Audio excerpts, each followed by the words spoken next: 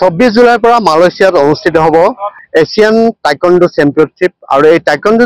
চেম্পিয়নশ্বিপত অংশগ্ৰহণ কৰাৰ কাৰণে উত্তৰ গুৱাহাটীৰ যি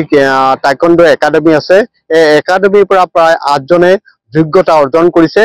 আৰু তাৰ কাৰণে কঠোৰ অনুশীলন হৈ থকা পৰিলক্ষিত হৈছে মই দেখিবলৈ পাইছো কেম্পাছন গোপাল ঠাকুৰে সুন্দৰ পৰিৱেশ দেখুৱাইছে যে যেহেতু 24 জুলাইৰ পৰা মালয়েছিয়াত এছিয়ান টাইকোৱাণ্ডো চেম্পিয়নশ্বিপ অনুষ্ঠিত হ'ব আৰু এই প্ৰতিযোগিতাখনত অংশগ্ৰহণ কৰাৰ কাৰণে টাইকোৱাণ্ডো একাডেমিৰ পৰা 8জনকৈ খেলুৱৈয়ে ইয়াত যোগ্যতা অৰ্জন কৰিছে ইয়াৰে 5গৰাকী ছোৱালী আৰু 3জন যুৱক মই দেখুৱাইছো পোনপটীয়াভাৱে আৰু তাৰ কাৰণে কঠোৰ অনুশীলন দেখিবলৈ পোৱা গৈছে ইয়াৰ প্ৰশিক্ষক আছে প্ৰীতম বৰা আছে মই প্ৰীতমৰ লগত কথা পাতিবলৈ যত্ন কৰিছো যেহেতু আপোনালোক মালয়েছিয়ালৈ গৈ আছে আৰু উত্তৰ গুৱাহাটী টাইকোৱাণ্ডো একাডেমিৰ পৰা 8জনকে ইয়াত অংশগ্ৰহণ কৰিব আৰু তেওঁলোকে ভাৰতক প্ৰতিনিধিত্ব কৰিব কি ক'ব খুবেই ভাল লাগিছে আমাৰ নৰ্থ গুৱাহাটী টাইকোৱাণ্ডো একাডেমিৰ আগতে 2জনকৈ ইণ্টাৰনেশ্যনেল প্লেয়াৰ আছিল এজন এতিয়াও বৰ্তমান এই স্পৰ্টত আছে উপস্থিত আছে আৰু প্ৰথমতে এজনে আমাৰ পৰা ৱৰ্ল্ড চেম্পিয়নশ্বিপো খেলিছিল আৰু এছিয়ান চেম্পিয়নশ্বিপো খেলিছিল চ' এইবাৰ অলপ বেছিকৈ মানে আনন্দিত কাৰণ এইবাৰ আমি কঠোৰ পৰিশ্ৰমৰ পৰা 8গৰাকীয়ে চিলেক্ট কৰিবলৈ সক্ষম হ'লো এই 8গৰাকীয়ে কণ্টিনিউৱাছলি তেওঁলোকে ফেডাৰেশ্যন কাপ খেলিছে তেওঁলোকে নেশ্যনেলছ খেলিছে আৰু নেশ্যনেলতো গোটেইকেইজনে গ'ল্ড মেডেল পাবলৈ সক্ষম হৈছিল আৰু তালে ফলশ্ৰুতিত মানে আপোনাৰ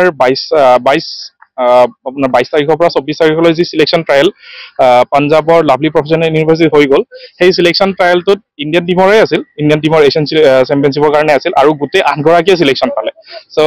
এইটো মানে এটা এখন একাডেমিৰ পৰা 8টা প্লেয়াৰ একেলগে চিলেকশ্যন পোৱাটো ধৰক এটা মানে ডাঙৰ ভিক্টৰী হয় আমাৰ কাৰণে এইটো প্ৰথমবাৰৰ বাবে এনেকুৱা এটা আমি ৰিজাল্ট পাইছো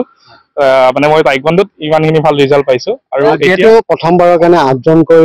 আপোনালোকৰ একাডেমিৰ পৰা খেলুৱৈ ইয়াত অংশ ল'ব গৈ আছে আশা কেনেকুৱা কৰিছে আপোনালোকে এতিয়া চাওক আমাৰ নেশ্যনেলত যিহেতু পাৰফৰ্মেঞ্চ বহুতখিনি ভাল আছিল এতিয়া আমি বহুত ক্ষেত্ৰত মানে ধৰক ইণ্টাৰনেশ্যনেল মেডেলৰ পৰা পিছ পৰি থাকোঁ কিন্তু এইবাৰ আমাৰ মানে দৃঢ় মানে আশাবাদী যে যি ধৰণে আমি মানে প্ৰচেষ্টা চলাইছো এইবাৰ নিশ্চয় আমি মানে ইণ্টাৰনেশ্যনেল প্ৰেক্ষাপটত আমাৰ ভাৰতৰ তিৰংগা এবাৰ ওপৰত ৰাখিবলৈ আমি সম্পূৰ্ণ চেষ্টা কৰিছো আৰু এইবাৰ সফল হ'ম বুলি আমি আশা ৰাখিছো নিশ্চিতভাৱে আপোনাক স্বাগতম জনাইছো কিমানমান ভাৰতবৰ্ষৰ টোটেল কিমান খেলুৱৈ থাকিব মানে আপোনাৰ পুমচে কিয়ৰোগী ফ্ৰী ষ্টাইল বহুতকেইটা ইভেণ্ট আছে আৰু 2টা ইভেণ্টত হ'ব জুনিয়ৰ আৰু কেডেট শাখাত চ' গোটেইখিনি ইভেণ্ট মিলি এৰাউণ্ড 60+ মানে এথলিট হয়তো মানে ইণ্ডিয়ান টিমটোৰ পৰা মানে মালয়েছিয়ালৈ ৰাওনা হ'ব আপোনালোকে কি কেটেগৰীত খেলিব আমাৰ আছে আপোনাৰ 4গৰাকী কেডেট শাখাত আছে আৰু 4গৰাকী আপোনাৰ জুনিয়ৰ শাখাত আছে গতিকে অতি খুব ভাল খবৰ মই পোনপটীয়াভাৱে পৰিৱেশ দেখুৱাইছো তেখেতসকলে যিহেতু কঠোৰ অনুশীলন কৰি আছে আৰু ইতিমধ্যে উল্লেখ কৰিছো যে যিহেতু 24 জুলাইৰ পৰা মালয়েছিয়াত অনুষ্ঠিত হ'ব যেহেতু এছিয়ান টাইকোৱাণ্ডো মৈত্ৰীৰ ওচৰলৈ আহিছো মৈত্ৰীয়ে ইতিমধ্যে যথেষ্ট সুনাম কৰিছে এইবাৰ কেনেকুৱা আশা এবাৰ আশা আছে যাতে তাতে গৈ পেলাই ভাল পাৰফৰ্মেঞ্চ দিওঁ যাতে ইণ্ডিয়াৰ কাৰণে মেডেল আনিব পাৰো আৰু এতিয়া বৰ্তমান ভালকে প্ৰেক্টিচ কৰি আছো যিমান পাৰো দিনে ৰাতিয়ে আশা কৰিছো তাতে গৈ পেলাই মেডেল আনিব পাৰো প্ৰতিদিনে কিমান ঘণ্টা অনুশীলন চলে 6 পৰা 7 ঘণ্টালৈ টোটেল প্ৰেক্টিচ কৰি আছো মিলাই গতিকে গম পালে যে এনেধৰণে কঠোৰ অনুশীলন চলাইছে মই তোমাৰ ওচৰলৈ আহিছো অনুশীলন কিমান সময় প্ৰতিদিনে কিমান 6 to 7 hours আৰু প্ৰেক্টিচ কৰো আৰু আশা কেনেকুৱা আশা মানে মেডেল লগাবলৈ হেয়া কৰিম 100% দিম মেডেল আহিব নিশ্চিত মানে আশা কৰক যে পাবলৈ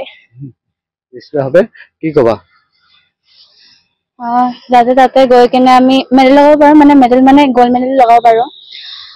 আৰু এতিয়া সিলেকশ্যন পাইছো যেহেতু লাইক ট্ৰাই কৰিম যে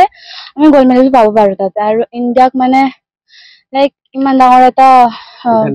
ইভেণ্টত গৈ আছো তো আমি যাতে ইণ্ডিয়া